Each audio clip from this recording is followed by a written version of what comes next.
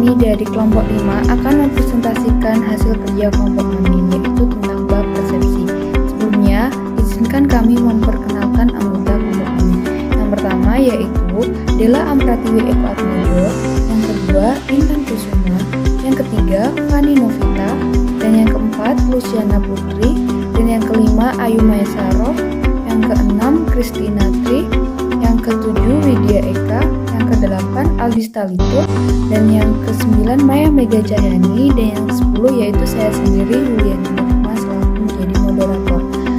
Materi pertama akan saya jelaskan. Materi pertama akan saya jelaskan yaitu tentang pengertian persepsi. Persepsi adalah merupakan proses kognitif yang memungkinkan kita menginterpretasikan dan memahami sekitar kita. Persepsi merupakan proses menerima informasi, membuat pengertian tentang dunia di sekitar kita. Dan pendapat lain mengemukakan bahwa persepsi adalah suatu proses dengan nama individual mengorganisir dan menginterpretasikan tanggapan kesan mereka dengan maksud memberi makna pada lingkungan mereka. Selanjutnya adalah faktor yang mempengaruhi persepsi. Ada 3 faktor yang mempengaruhi persepsi.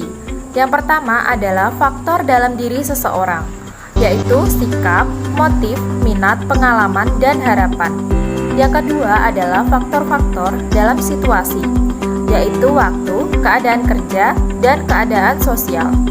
Yang ketiga adalah faktor dalam diri target, yaitu sesuatu yang baru, gerakan, suara, ukuran, latar belakang, kedekatan, dan kemiripan. Selanjutnya adalah proses persepsi. Persepsi terjadi melalui suatu proses, dimulai ketika dorongan diterima melalui pengertian kita. Dan kebanyakan dorongan yang menyerang pengertian kita disaring, sisanya diorganisir dan diinterpretasikan. Proses yang menyertai pada beberapa informasi yang diterima oleh pikiran kita dan mengabaikan informasi lainnya dinamakan selective attention atau selective perception. Selanjutnya akan dijelaskan oleh Saudari Intan. Selective attention dipengaruhi oleh karakteristik orang atau objek yang dipersepsikan, terutama besaran, intensitas, gerakan, pengulangan, dan keasliannya. Selective attention dipicu oleh sesuatu orang yang mungkin di luar konteks, seperti mendengar seseorang berbicara dengan aksen asing. Teori atribusi atau claim model. Teori atribusi menjelaskan cara kita mempertimbangkan orang secara berbeda, tergantung pada arti atau makna yang kita hubungkan pada perilaku tertentu. Perilaku yang disebabkan faktor internal adalah faktor yang kita yakini di bawah kontrol pribadi individu. Sedangkan yang disebabkan oleh faktor eksternal, yaitu apa yang kita bayangkan, adalah situasi memaksa individu melakukannya. Teori atribusi atau claim model. Teori atribusi menjelaskan cara kita mempertimbangkan orang secara berbeda, tergantung pada arti atau makna yang kita hubungkan pada perilaku tertentu. Perilaku yang disebabkan faktor internal adalah faktor yang kita yakini bahwa kontrol pribadi individu. Sedangkan yang disebabkan oleh faktor eksternal, yaitu apa yang kita bayangkan, adalah situasi memaksa individu melakukannya. 3 faktor pertimbangan pada teori ini. Yang pertama, decisiveness, menunjukkan bahwa individu adalah perilaku berbeda dalam situasi yang berbeda. Yang kedua, konsistensi, menunjukkan apabila setiap orang yang menghadapi situasi yang sama merespon dengan cara yang sama. Yang ketiga, konsistensi dalam tindakan orang, yang akan terjadi apabila orang merespon dengan cara yang sama sepanjang waktu. Proses atribusi adalah proses persepsi dalam menentukan apakah perilaku atau kejadian yang diamati disebabkan untuk sebagian besar oleh faktor internal atau eksternal. Materi yang selanjutnya saya akan menjelaskan tentang kesalahan atribusi. Kesalahan orang tidak sempurna dalam melakukan atribusi dinamakan fundamental attribution error, yang menunjukkan kecenderungan melihat orang lain daripada penyebab utama perilaku orang tersebut. Kesalahan atribusi ini mendasar terjadi karena tidak melihat faktor eksternal yang membatasi perilaku orang tersebut. Kesalahan atribusi lain adalah self-serving, biasanya yang merupakan kecenderungan yang menghubungkan hasil kita pada faktor eksternal. Slide selanjutnya yaitu berisi tentang jalan pintas mempertimbangkan orang lain. Jalan pintas dalam mempertimbangkan orang lain dikenal dengan istilah stereotyping, adalah mempertimbangkan seseorang atas dasar persepsi kita terhadap kelompok di mana orang tersebut menjadi bagiannya. Stereotipe dilakukan melalui 4 proses. A. Mengategorikan orang dalam kelompok menurut berbagai kriteria seperti gender, umur, ras, dan pekerjaan. B. Menduga bahwa semua orang dalam kategori tertentu memiliki sifat atau karakteristik yang sama. C. Membentuk harapan terhadap orang lain dan menginterpretasi perilaku mereka menurut stereotipe kita. D. Stereotipe dipelihara dengan pertama, memperkirakan terlalu tinggi frekuensi perilaku stereotyping ditunjukkan oleh orang lain. Yang kedua ada menjelaskan secara tidak benar perilaku yang diharapkan dan tidak diharapkan. Dan yang ketiga ada membedakan individu minoritas dari diri sendiri. Yang kelima ada first impression error, merupakan kecenderungan mendasar pertimbangan kita tentang orang lain pada kesan kita sebelumnya tentang mereka. Yang keenam ada primacy effect, merupakan kesalahan persepsi di mana kita secara cepat membentuk opini tentang orang atas dasar informasi pertama yang kita terima tentang mereka. Dan yang terakhir ada recency effect, merupakan kesalahan persepsi di mana informasi yang paling baru mendominasi persepsi kita terhadap orang lain. Selanjutnya adalah kesalahan persepsi.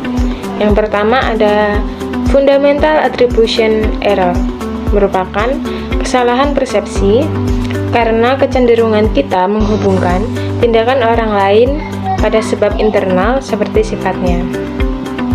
Yang kedua ada halo effect, merupakan kesalahan persepsi karena kesan umum kita tentang orang biasanya didasarkan pada suatu karakteristik yang ditentukan sebelumnya.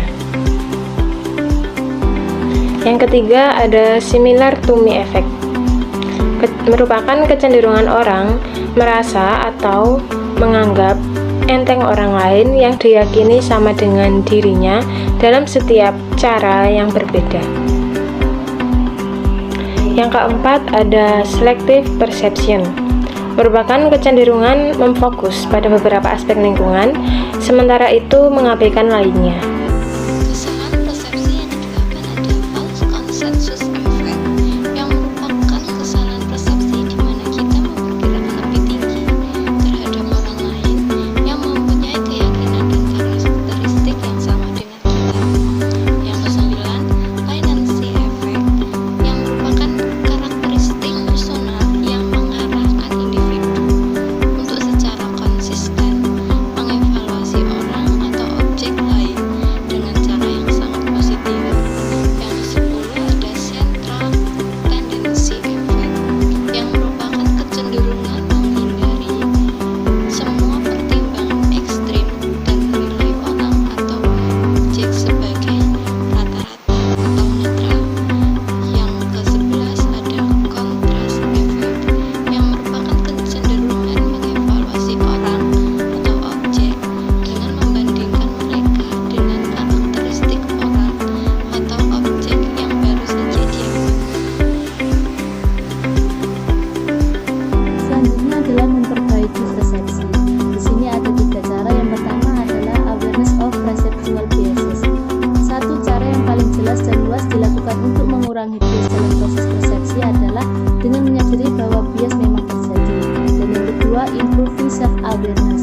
Cara yang lebih kuat untuk memperkecil bias adalah membantu orang menjadi lebih peduli terhadap bias dan keputusan perilakunya sendiri.